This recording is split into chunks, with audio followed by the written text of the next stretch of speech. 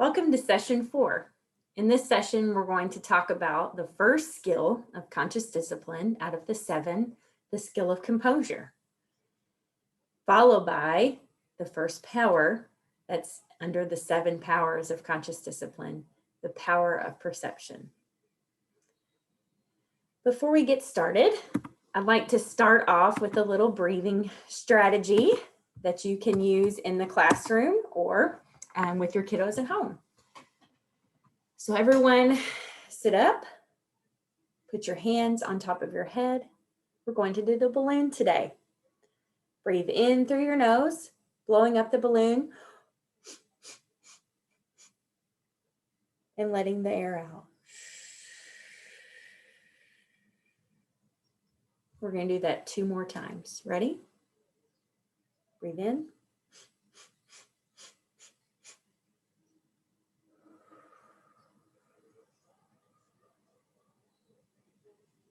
One more. Breathe in.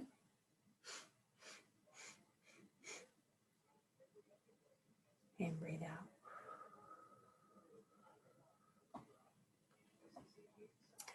As we get started with this session, ask you just to change your intent. You know, what is your intent and what is your perception and what do you hope to get out of this?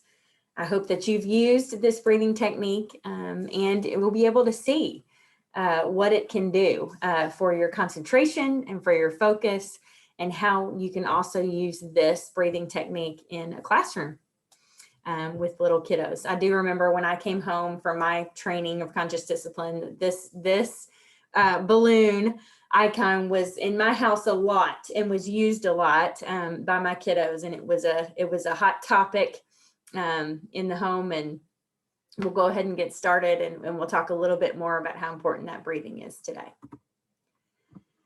In this session, we're going to use a lot of things. We're going to practice using strategies to take our power back. You know, what does that really mean to, you know, when we give into a power struggle or feed into a power struggle, what's that mean to just kind of bring it back to us and take our power back and not lose control? Discover the ways to change destructive triggers and thoughts. We're going to talk a lot about, you know, that inner speech that we have developed. You know, how can we shift that self-talk, and how can we remind ourselves how important it is to active calm? We're going to talk into exploring ways to download calm and answer that question of I am safe. As I mentioned before in prior sessions, now we're going into the skills and the perception. So we've learned a lot about that brain-based development, why it's so important to understand that neuroscience behind conscious discipline, and really diving into the skills today, and really focusing in just basically today is that survival state of the brain. So we've talked about that atomic nervous system of the brain, and how each developmental domain asks a developmental question. So today, we really are focusing on that, what we call the red zone, that atomic nervous system, that survival state that says, I don't feel safe. And we're going to talk about some skills and strategies that we can use that will help us with the skill of composure. And then the last part, we're going to examine a safe place. I'm going to show you a few examples that I have used or that I have seen in a classroom, and talk about how we set up a safe place and how we can implement that, and really talk about how important it is for us as adults to stay regulated and to practice that self-regulation, and to taking it a step further and thinking what are some resources and strategies we can use in the classroom as well. So just starting out with our pre-learning survey. If you could just take a pencil or, you know, scrap piece of paper out and let me hear your thoughts about, or number from 1 to 5, what you would think about this. 5 again being strongly disagree, 1 being strongly agree, and then 1 being strongly disagree. So a scale of 1 to 5, 5 being that you agree and 1 being that you disagree. No one can make you angry without your permission.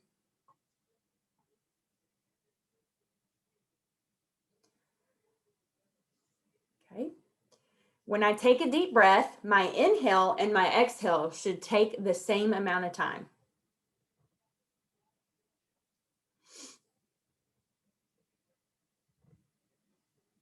on a scale of 1 to 5. Okay, number 3, the I'm going to language will help keep my power.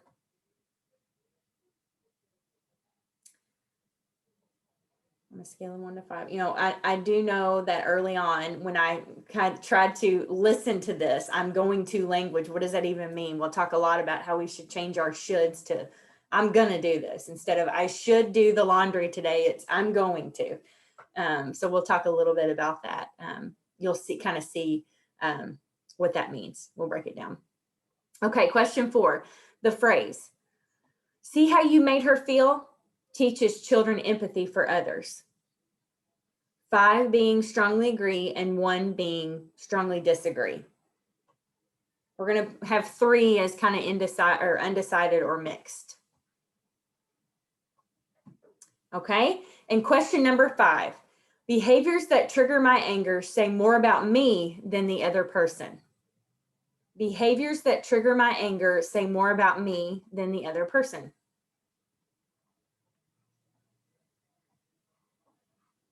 Okay. So here we go. We're shifting on to the red part of the brain, that skill of composure, which says being the person that you want others to become. Again, going back to kind of what we've already been basing everything on and just kind of saying that this is an adult first model. We can't ever forget that in order for us to see change, we have to change. And it's not that mindset of we have to change others or control.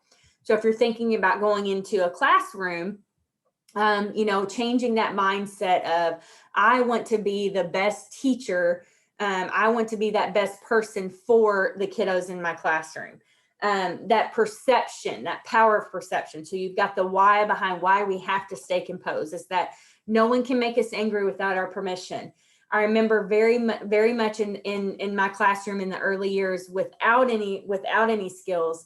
It was a constant battle of power struggles, of losing my power and perceiving things that I saw potentially as a threat.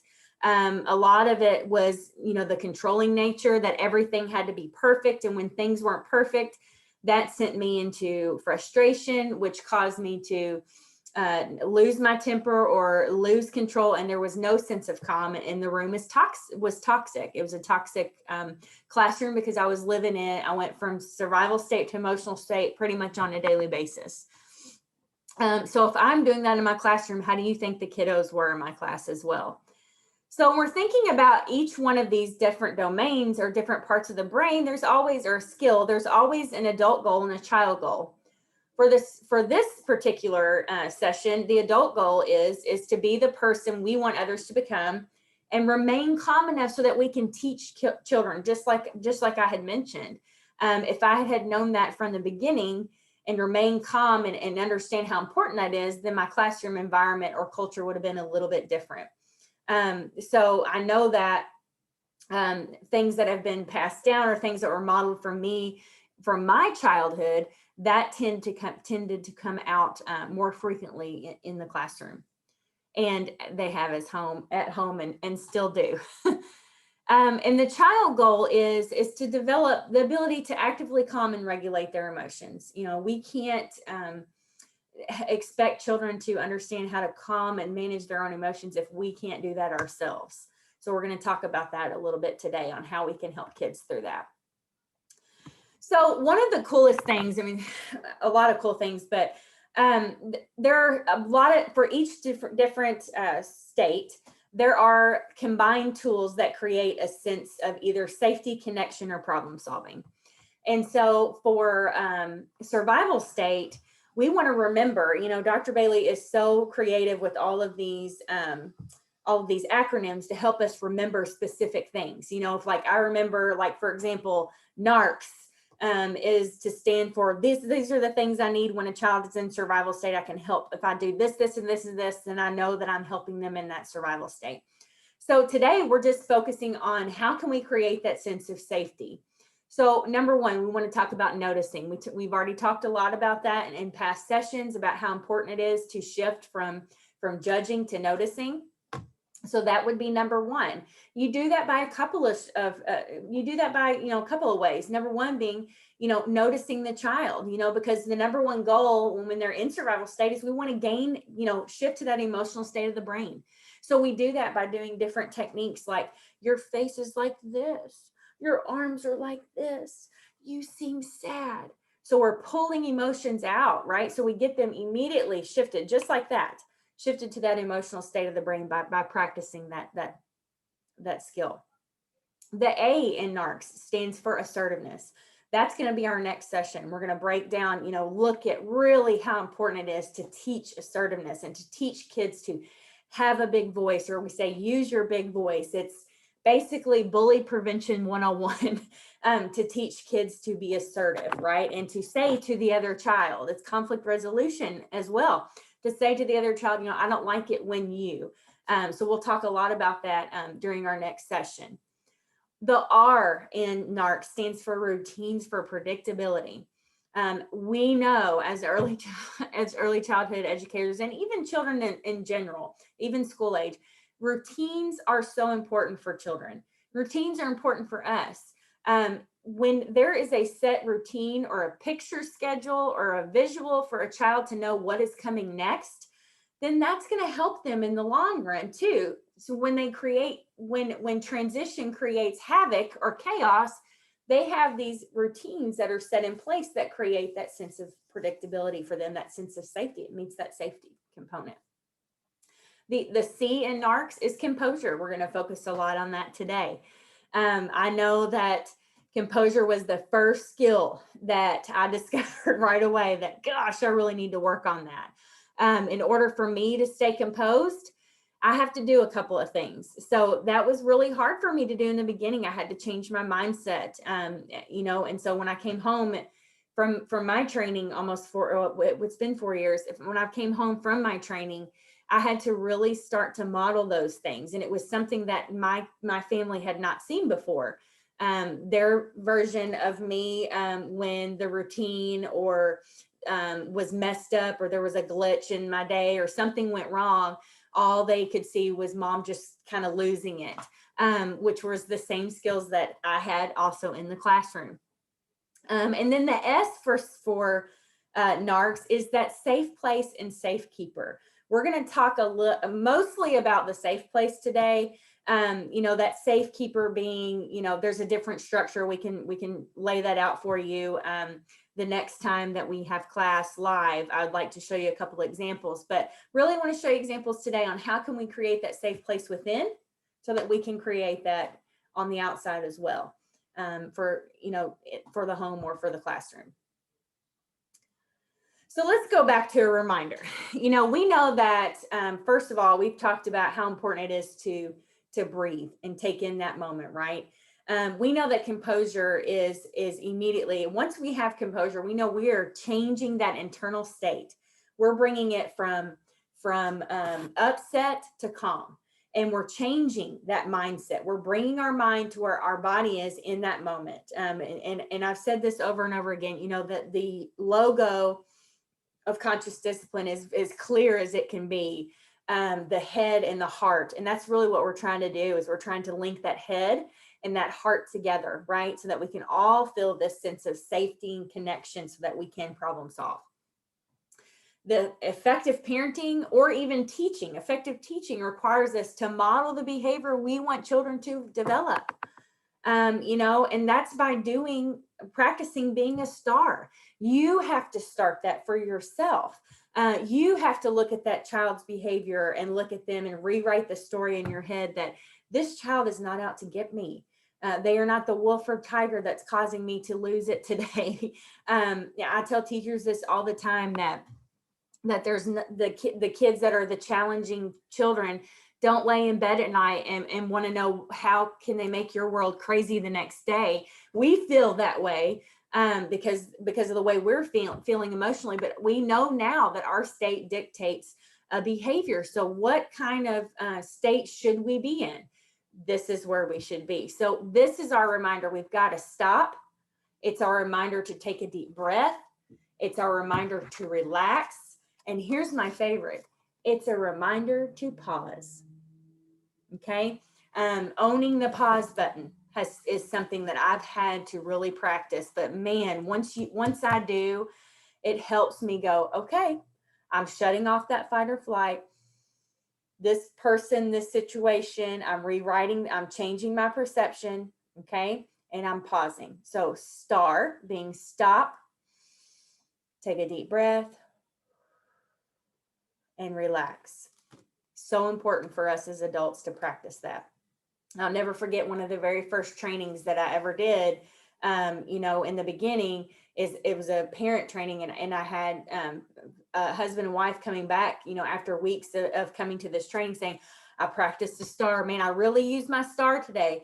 And that meant so much that they really grasped that concept of, gosh, man, I want to model this behavior because I want my children to develop that. And you can imagine, and this could be someone listening to this training now, this could be you. You can imagine that if composure was not modeled for you, me, growing up, then this is something that you are going to have to work at. And every day is a work in progress. And every day can be a challenge, right? But I have the skills now, you have the tools now that are going to help you through this. And in the long run, the benefit's going to pay off because you're already going to model that for your future classrooms. Okay, speaking of modeling that for future classrooms, I'm going to play this video. And I'm going to show you all kinds of resources today, but there is a book that Dr. Bailey has created called the ICOM book.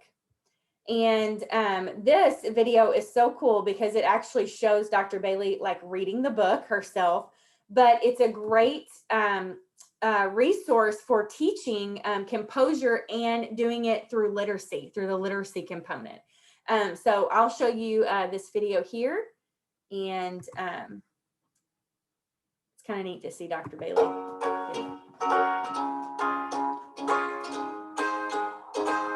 I have a book, and these are all the ways I can calm. I can calm. Ooh, look at this one. What does that say? I can star. Let's do this one. Smile. Take a deep breath.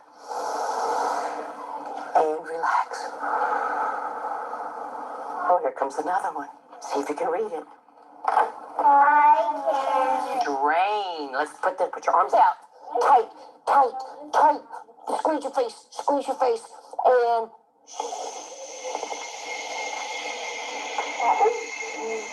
what does it say? Balloon. I can balloon. Hands here. Ready?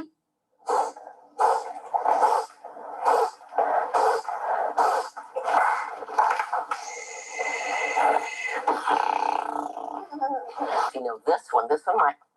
I can bunny breathe. Bunny breathe. I can bunny breathe. This is your little bunny with the ears. See the ears? So you got to breathe in and make the ears go up.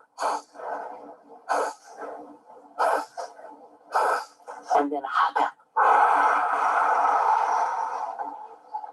I can do breathing arms. Breathing arms. You take your arms like this. You're going to have to make some space, right? And breathe up. And out slowly. Now this one's fun. Okay, because you can do it with a partner. You come stand up with me. Inhale, go up. Breathe in. Exhale slowly, slowly, slowly. Hands on your heart. Look right at him and go, I wish you well. You did it. Have a seat. Look at the last line. Look at this. I bet that's what this book says. Let's see if it says that. It does. It says, you did it. You did all of these. So that's just another resource that you can use. But I'll tell you what's really cool is the fact that, I don't know if you all did this, but I did. I actually, when the kiddos were breathing, caught myself breathing. As they were inhaling, I was inhaling. So it's really some of the techniques we're going to talk about today. I mean, it's kind of it's a real thing. Like, you know, that's downloading calm from one child to another, from one person to the other. It's the mirror neurons that say, I don't know what's going on, but man, this really works. So it's all these things kind of wrapped into one, but really just kind of showing, you know, this just kind of reminds me that, you know, I was in a classroom recently, past a couple weeks or so, and one of the main topics was talking about emotions and feelings, which is phenomenal. It's a great, great theme to integrate into a classroom, especially in early childhood, and to really start to talk about emotions and why we have emotions. And just great conversation with teacher child interaction about, you know, why we have these certain emotions and naming all these emotions. But what didn't happen from there, it was acknowledgement of the emotions, but it wasn't how do we problem solve when we have these emotions. So we're lacking in that. We're saying, yes, we're recognizing these feelings. It's okay to have these feelings, but where's the solution? How do I help myself calm? So you can do that by using the I Can Calm book or creating your own I Can Calm book. And in the long run, in the benefit of that is you're increasing their literacy skills as well.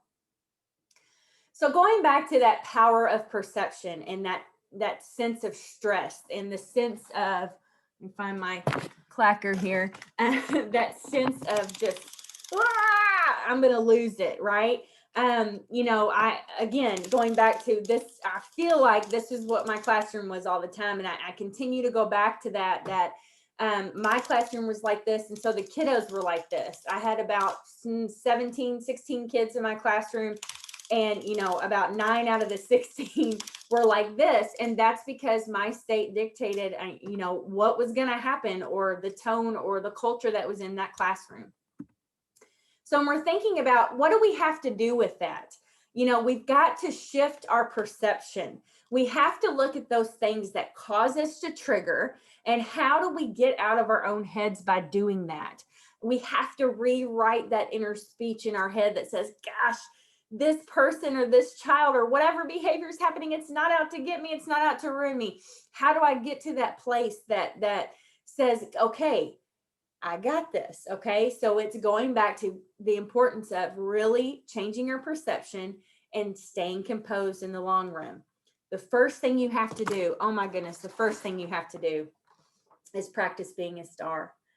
You have got to remind yourself, okay, whatever's out to get me, I'm going to do this.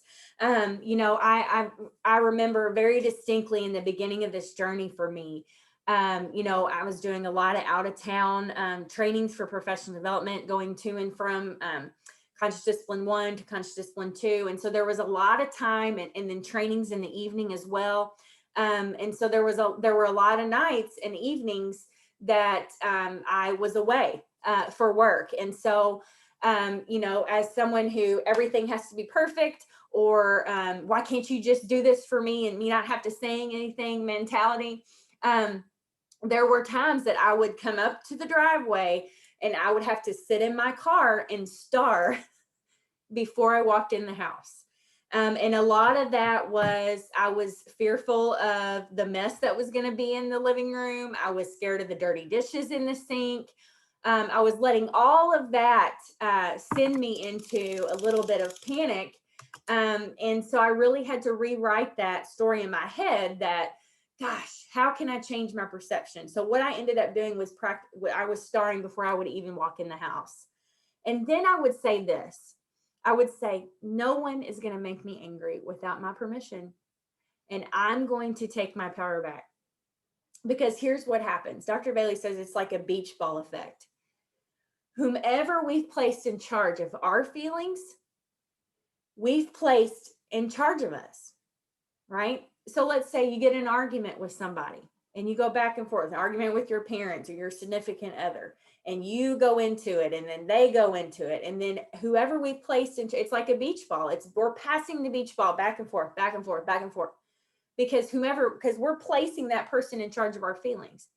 In my classroom, I put those kids in charge of my feelings. Therefore, they were in charge of me. There's been several times in the beginning, also in the beginning of this journey, where I've had to say even to my husband, you're giving your power away by feeding into this power struggle. It's you got to be right or you've got to da da da da da, and nobody's getting anywhere from it. We're just getting upset and we're getting mad, and nothing is resolved from that. So look at it from that perspective: is you're going to take your power back after today, after this session. You're going to know how important that is to take your power back and not let that person be in charge of your feelings. So take your beach ball back, as Dr. Bailey would say. And then step 3, here's the other thing to remember: you cannot be in a lower state than a child. Okay. Because then you're not in charge of your inner state. Okay. And that's when you're powerless. That's where you start to blame or you start to attack. And for me, that's what I call danger zone. When I'm in a lower state than the child, that's does damage. That again, and I'm reflecting a lot on, just past experiences, but I'll never forget, there was a time that before conscious discipline, that if that my daughter would trigger me in the mornings because she would try to pick a fight, and I'm going, she's 3 years old and I'm already saying she's trying to pick a fight with me. And what is it? And so I would go to work like this because that's how my morning started off. And so what would happen through that is I would give that beach ball back to her and she would hold on to it, right? And then I was powerless, and then I would start to blame her for my upset.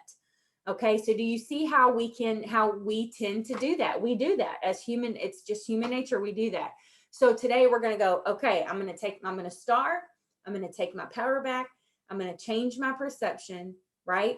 I'm going to be in a higher state than the child so I can teach that child or coach that child through an emotion, right? Or a feeling or whatever's going on, okay? So here's where I want to take you, okay?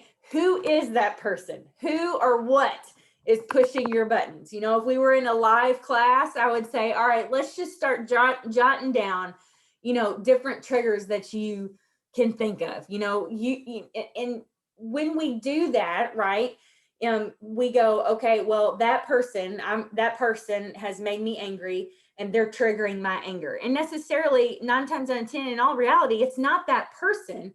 They just trigger your own anger, the anger that's inside you, right?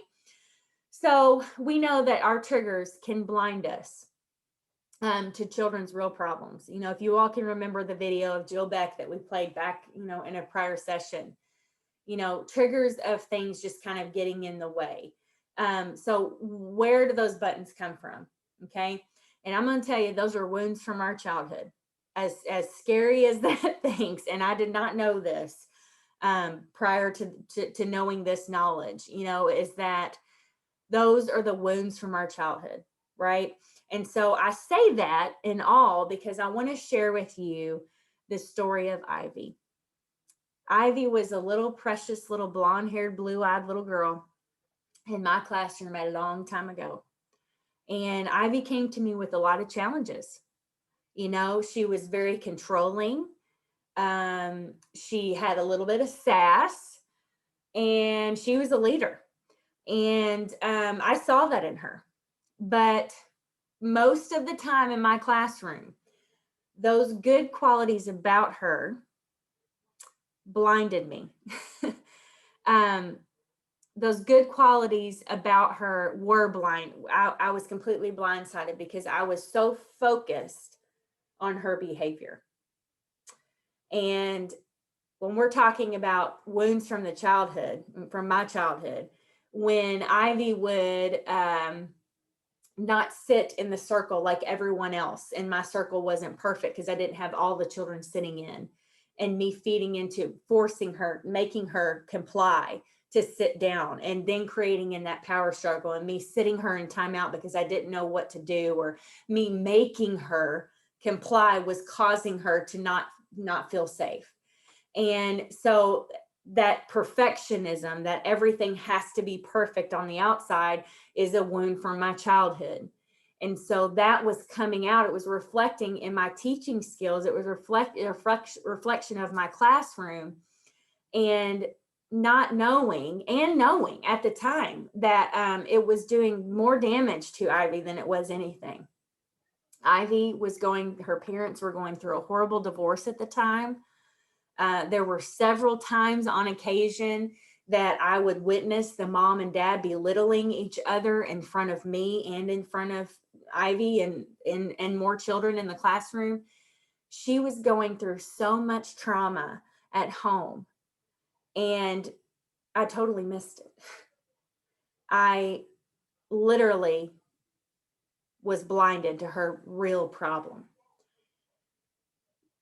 By the tone and the presence and the way I reacted and the way I treated her behaviors, I was doing the very same thing that she was feeling inside because of the trauma that she was experiencing. I was re-traumatizing her. Okay. And does that make sense? Because of the trauma she was experiencing, I'm also putting her in a state where she doesn't feel safe. So was I doing it wrong? Absolutely. Was I missing an opportunity? Absolutely. Could I sit there now, years later, and she's in high school now, and go, oh my gosh, I've ruined her? I could. And believe me, I've been there, right? But that is reality, that you are going to have an Ivy in your classroom. You are going to have several Ivies in your classroom that are going to push those buttons, right?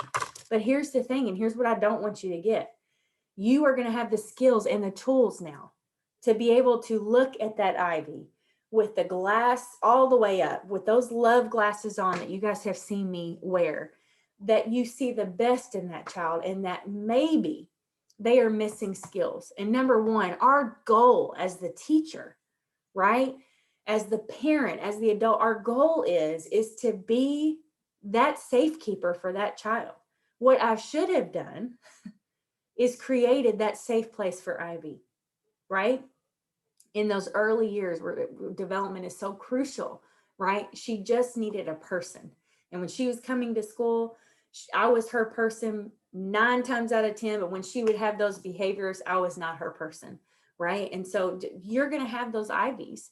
That's a real thing. And I miss that. I share that story because it's very near and dear to my heart. And I look back on it as a reflection, just to say that I fed into those triggers and I missed an opportunity that I could have been there for her. But to see that those wounds from my childhood, that perfectionism, that everything has to be perfect. And when she didn't feed into that behavior, then I reacted, right? So you will have Ivies. Now you have the skills. When you see an Ivy coming, you're going to practice being a star. You're going to practice that pause button. You're going to take your power back, take your beach ball back, right? We have to go back to that place of reminding ourselves, my job is to keep it safe. When I'm coming at somebody like this, if I'm coming at a kiddo like this, even your infant toddler teachers, you guys, even you, some of you are going to have plans. You will be an infant toddler teacher. Those babies, if you're coming at them toxic, gosh, why won't you just stop crying, just lay down, stop crying, right? Then they're going to be like this all day long. Your number one job, right, is to keep it safe. You have to practice active calming for yourself so that you can pass off that tool for them. So the first thing you do is this: breathe. I'm safe. I can handle this. I've got this.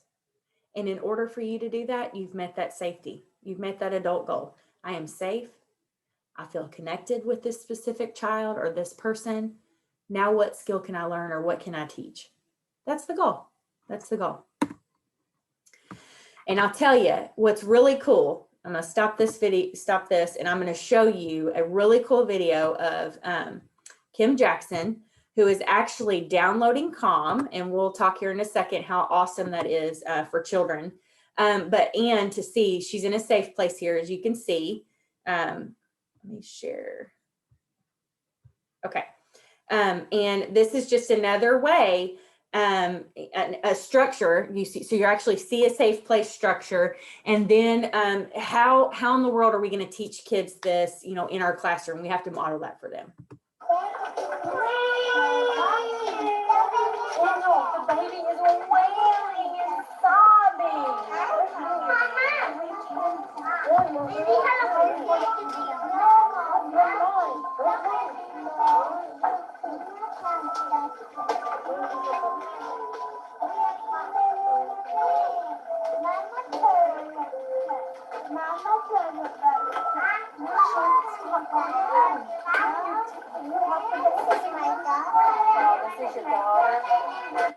Hmm. Hmm. So if you could just see, how cool that experience is, and that in itself too is another way when you're thinking about creating safe places.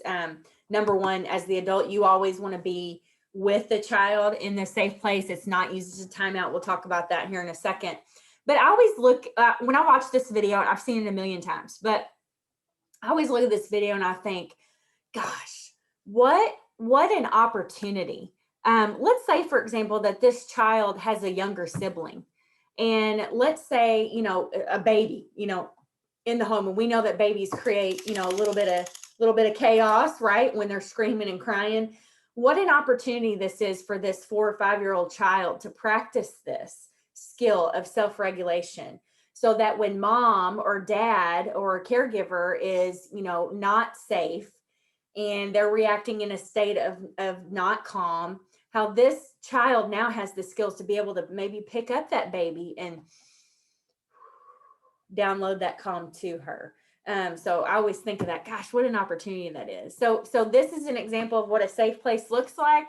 Again, there's all different ways to set it up, but number one thing is when you're trying to implement this is adult needs to be present when we're trying to implement this. Okay, I want to show you here. I want to take you into. Okay, we've talked about the importance of composure. We've talked about what that active calming looks like. It takes 3 steps, right? It's taking those deep breaths, reminding yourself that you're safe, you can handle it, and then wish well. And thinking about how do we do that with kids, right? So the first section is, okay, we do that for ourselves. The next piece is we've got to get to that place where we help children develop that safe place within them. We know, and I've said this before, that children, under the age of 6 years old, they don't have that developed. They don't have that inner speech developed that says, I have that, I can handle this. That we've talked about that, I think, in session 2, about we have to have that second person to regulate. So step 1, do the active calming for yourself. That's it. Step 1, stop, take a deep breath, remind yourself you can handle this. Step 2, this gives you suggestions: hold, rub, rock, or sit by the child, depending on what the child needs for soothing. Some form of touch is great. But maybe it could be a blanket or a stuffed animal, whatever that could be. So in this example, let's say we're just kind of rubbing on that child's back. And as we're doing that, we're continuing to breathe deeply. As we're rubbing that child's back, then we say, you're safe. You can handle this. Breathe with me. And you continue to do that. There's no rhyme or there's no limit on how many times you can breathe with a child to help download that calm. But what this is doing with you too is you're able to download that to them, and in return, you are calm yourself, right? So you're rubbing on their back. Breathe with me. You can handle this. Or even if it's a hug, breathe with me. They can feel you. These children, these littles, they have to feel you downloading calm, right? You cannot do it from across the room. When they're throwing down and you're trying to help a kid pick up a paint spill, and you're going, breathe with you, come on, you can do this, come on, you've got this. It doesn't work that way. You have to bring that sense of calm with you. It's a presence, and it takes 2. You have to be there, right? When we're thinking about that safe place, I want you to think about like when a baby's born, okay? And here's a good visual here. We want to look at it from this way. When they're in the mother's womb, that is their safe place, okay? When they come out of the mother's womb, they're right here on the parent's chest. As they get older, a little bit more mobile, they go to the lap. Then they create this sense of, maybe going in, the sense of they've got to have a home, a connected home family, and a connected, safe place at school, at daycare or childcare, whatever the case may be. And then get to that place of developing that inner peace, right? As they get older, that inner speech that creates that sense of calm. Okay. So even in that, it's that safe place progression that happens over time. They literally need that safe place. It's you know, they're there. It's anatomy. It's there. I'm in the mother's womb. I still need that, but I need someone to help me. So eventually I can get there. I can operate on that prefrontal lobe. I can have that inner speech develop that says, I've got this. Okay. When you're thinking about the safe place for younger children, right? You want it may look a little bit different. You know, for the infant, it's just holding that child, holding that baby as close as you can to your chest and focus on calming yourself, right? For the toddler, it's breathe to calm yourself. It's holding them. It's saying to them again, you're safe. Breathe with me. You can offer little suggestions like the bunny breathing ears, but blowing out a candle or spinning or smelling the flower. We're teaching kids to smell the flower, blow the candle out, practice being a star. These are things you can use with toddlers. When you're thinking about the twos and olders, you want to think about the structures. As you can see, you want to think about maybe posting some breathing icons in the classroom in that safe place. That's a good starting point for your safe place. Their conscious discipline has all kinds of resources. This in this picture you can see is a quilt where you can have that kind of up on the wall so children can see that. They can feel it if they're sensory kids that just want to just feel it, or just curious in general. So there's different ways by age, different strategies that you can use that are going to help teach these skills and the importance of downloading that calm, of reminding themselves how important it is to breathe. But again, you play a huge role into that. Okay. Again, adult has to be present. And also want to harp on is that the safe place in general is a self-regulation learning center. It is not used. You can see here in this picture, this is one that was inside of a classroom. It looks comfortable. It looks safe. You can see little Schubert stuffed animal here. It's not made as a timeout. I've had teachers say, well, I've used the safe place and it doesn't work. The kids, they tear the stuff off the walls. They tear my breathing icons down. The whole place is just, I mean, it's just ruined. They throw the pillows everywhere. It's not being used properly, right? So how we implement that is, number one, we guide children through those steps. So, you know, you hear all this wonderful information, you get all these resources and materials about setting up this safe place and it doesn't work well. This is where you have to backtrack and go, okay, I've got to teach the purpose of the safe place. If we're not teaching the purpose of the safe place, then it's not used as a learning center, right? So what does that look like? The 5 steps, okay, of self-regulation, meaning I am calm, or I am, right? Naming that feeling, okay, I am. What is it? Okay, I am upset, I am angry, or whatever the case may be. I calm. So what is it, right? So there's different strategies you can use. So I would say right off the bat, here's, let's see, I'll show you some pictures here. These are 2 classroom. This is, excuse me, this is a classroom that I work closely with. And they just have little mirrors in here. I think a mirror would be great to have in your safe place. So a child can, if they're not sure what kind of feeling they have, they can look at themselves in the mirror, and you can use that as a coaching piece to go, look at your face. Your face is doing this. You seem sad, right? You have the child recognize their feeling first, right? Then you have them pick, what are they going to do to calm themselves? Okay. For this classroom in general, I don't know if you can see it, but in some classrooms may not allow it. This one in particular does. As you can see up here, there's the breathing and the pinwheel for kids. But this class I thought was so neat because they have lotions in their safe place, and you can't really see it, but they've got like different types of cream. So they have cranky cream on one, concentration cream, scream cream, boo-boo cream, all of these creams or lotions that they've kind of done up with these cutesy little labels on them so that children can, whatever emotion they're feeling, that's what they can use to calm themselves, right? So going back to that, okay, I'm recognizing a feeling. This is what I'm choosing to calm. Now I feel this way. Okay, so 3rd step, I'm choosing to what? I'm choosing to do something that's going to help me in the long run. You know, there's so many suggestions that you can use. There's a I choose board, meaning I'm going to choose to do an I love you ritual with the teacher. I'm going to choose to do the pretzel. So there's different icons that they can pick to choose. Some kids like to journal. I know when I set up my safe place in my home, my children were a little bit younger.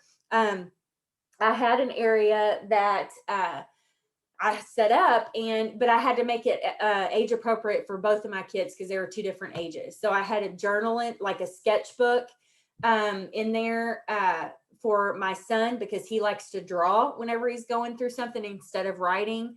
And my daughter more or less just likes to color, because at the time she was a lot younger, and that's basically all she couldn't write letters or read anything at the time. It was, I'm just going to color or doodle kind of thing. So again, you're going to have to gauge that on each individual, maybe individual child, on what they choose to do. You got to choose. Another piece is I'm choosing a connection piece, which that's what would bring in the I love you rituals. So really there's all kinds of ways. Pinterest is a great resource when you're thinking about what is my class, how am I going to envision a safe place in my classroom. I would recommend Pinterest for all kinds of ideas, because this is where most of my teachers have found these great examples of implementing a safe place in their classroom. Dr. Bailey also has a video. Let's see. She also has a video on the Conscious Discipline website on how to actually set that up. But let's go ahead and hear Angie here talk about how you would set up a safe place for infants and toddlers. Okay, the infant toddler safe place is bigger, so there's room for the adult to actually be in there also. We have pictures over here of the children actually practicing the drain and the different breathing activities that we've been teaching them. Right here we have our stomping square. If we have a child who comes in and is aggressive, we redirect them to use their stomping feet. If you're angry and you know it, drain it out. And then, of course, when they come to the safe place, they'll have a choice between the icons. You have the emotions over here, so they can see what are those faces going to look like. This is our I Love You Ritual pocket chart. And we did it this way so we could actually have change out and put in new ones, and then wouldn't need to relabel anything. Have our Boo Boo lotion and our Cranky Cream they can use. This is another mirror. Look at me. I'm feeling sad. And twinkle, twinkle, little star. Rub and dry. Okay, so as you can see, there's all kinds of ways to really set this up. So you can get, and again, you can get creative with it. As long as you know the importance of the safe place. I would recommend right away before you lost my icon here. What is happening?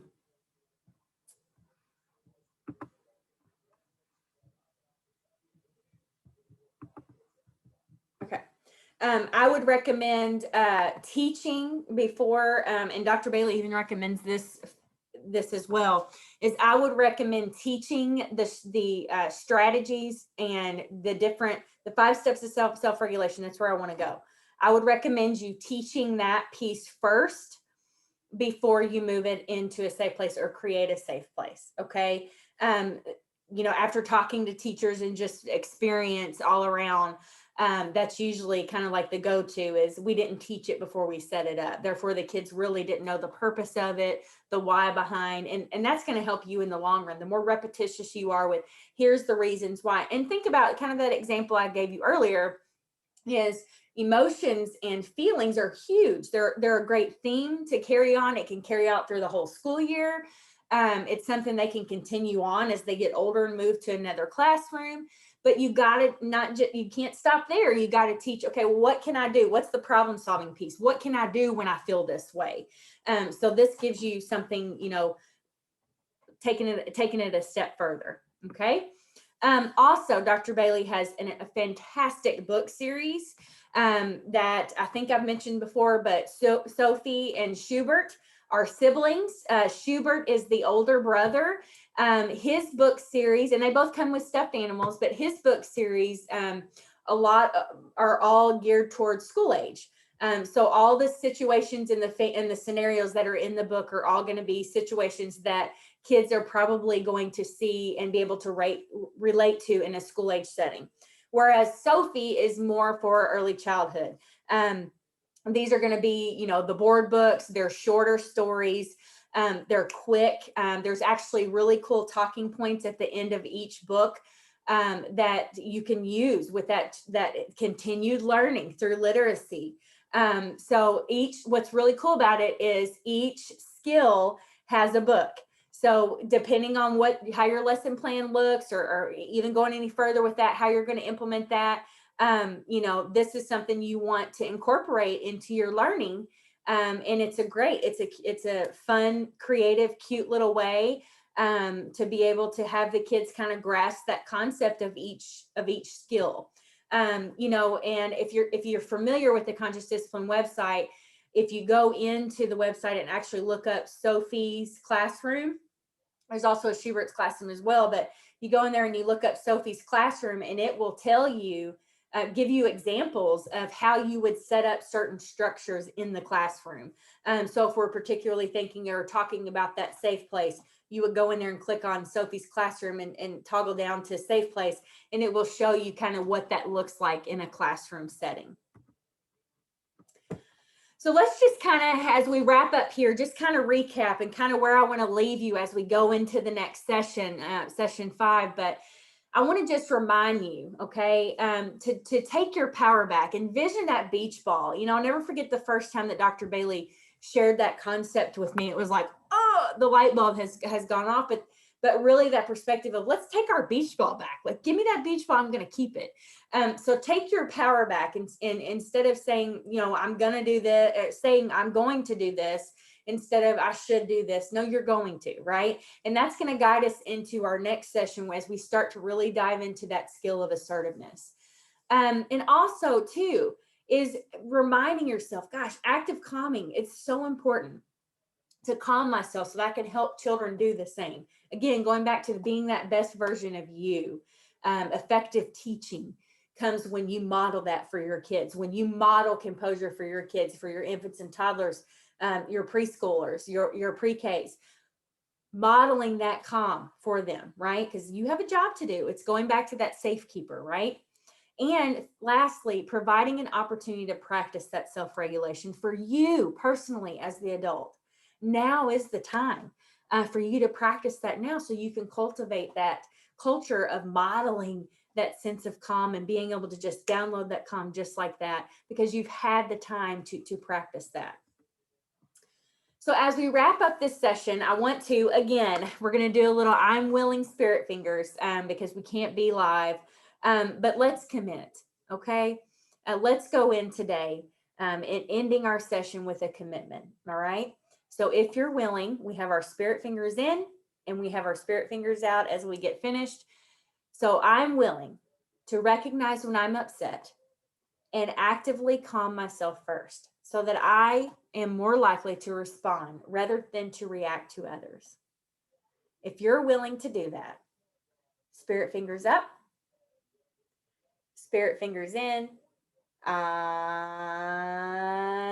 willing. You did it. Next session, session 5, will be the power of attention. What we focus on, we get more of. And we'll talk about that skill of assertiveness. We'll really start to use a couple of cool, fun little strategies about the name, verb, paint, and really trying to own in on what is exactly we want more of. We'll talk more about the structures and what that looks like. The time machine will reveal what that looks like for you. Talking about the importance of daily schedules and visual routines to create that sense of safety for kids. So if you're willing, practice throughout the week, and I will see you for the next session.